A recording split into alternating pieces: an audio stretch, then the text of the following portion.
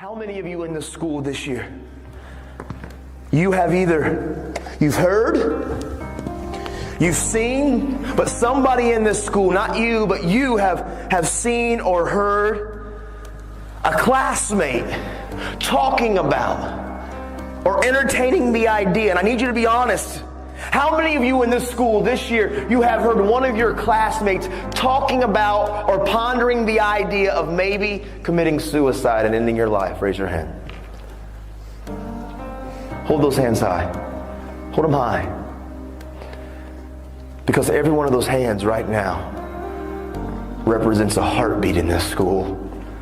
Every one of your hands represents a young man and a young lady in here that has been contemplating maybe giving up's an option.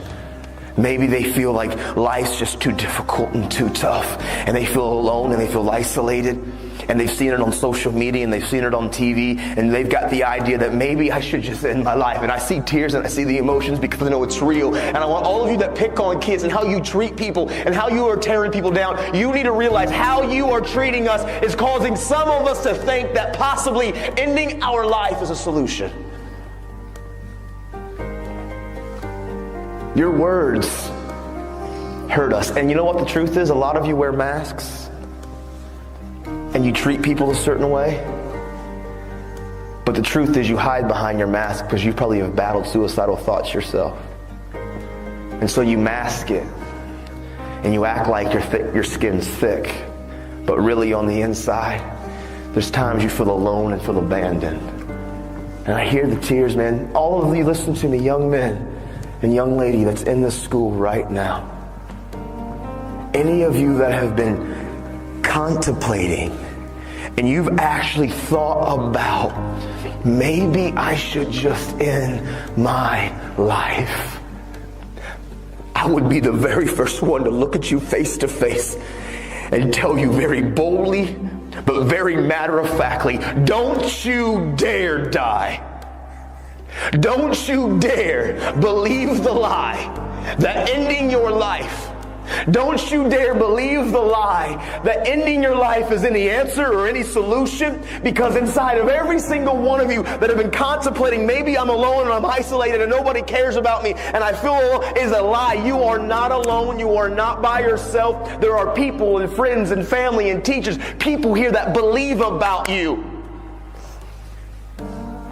And if you end your life, and I know this is painful and it's wrong, the emotion is here, but these are real issues that you and I and we are struggling with, and you need to understand, every one of you that have been contemplating and even embracing or entertaining the idea, you need to know inside of every one of you is something so special and so great. And if you rob yourself of what you were destined to be, if you and listen, you know why I talk about suicide? I talk about suicide not because I read books about it, because I wanted to talk about it. I didn't want to get educated about suicide, so I wanted to learn about it. I talk about it because I know when those kids, how they treated me and the words they used to say to me. I know what it was like when I was living with my sister and she went to work and I climbed up into the garage when she was gone and I climbed that ladder and I grabbed that rope. I know what it's like to be on the brink. And I'm telling all of you in here, young men and young ladies that have been battling some of these thoughts, it's a lie. Look at me. And I can spot out many of you that I know that these are the thoughts that you've battled with this year. They're lies. Don't you dare rob you of what you're born to be. Listen, you're not alone. There are many of us that battle these same thoughts, these same pains, these same struggles.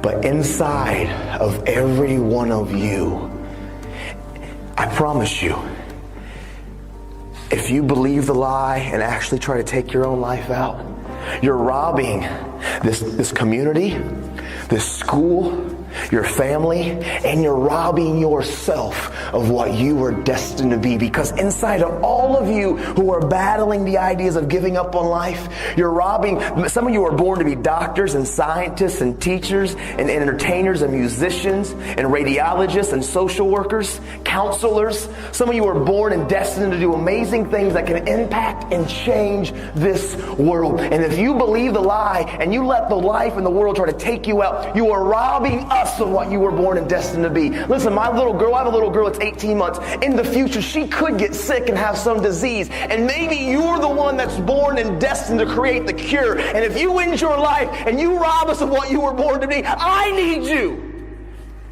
And those next to you need you. You're not alone. Don't